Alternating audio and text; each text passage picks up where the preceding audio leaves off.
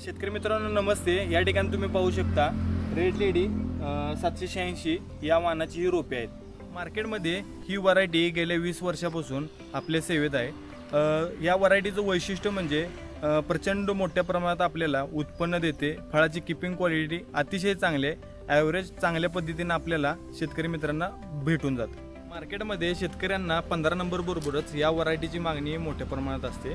पण या व्हरायटीचं सध्या शेतकऱ्यांमध्ये संभ्रम तयार झालेला आहे की ही व्हरायटी व्हायरसला लवकर बळी पडते। व्हायरसला लवकर बळी पडण्यापाठीमागची कोणतीही पपई असू दे, मग हा वाण असू दे किंवा इतर कोणताही वाण असू दे, त्यामध्ये 3 गोष्टी प्रामुख्याने आपल्याला काळजीपूर्वक लक्ष देऊन करावे लागतात। ती म्हणजे जमिनीचा पीएच, दुसरी गोष्ट जमिनीचा सेंद्रिय कर्ब आणि तिसरं म्हणजे न्यूट्रिशन मॅनेजमेंट। ह्या गोष्टी आपण योग्य पद्धतीने केल्या तर पपईचे पीक व्हायरसला बळी पडत नाही।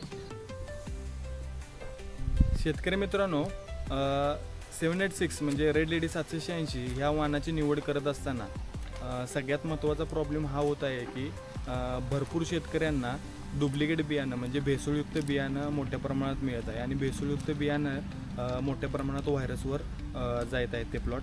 तर आपण बियाण्याची निवड करत असताना प्रामुख्यानं खात्रीशीर नर्सऱ्यांमधून केली पाहिजे।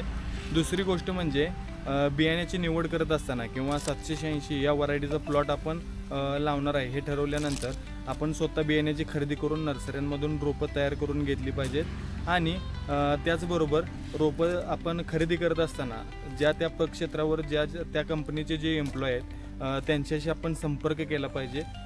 खात्रीशीर रोपं आपण घेतली पाहिजेत।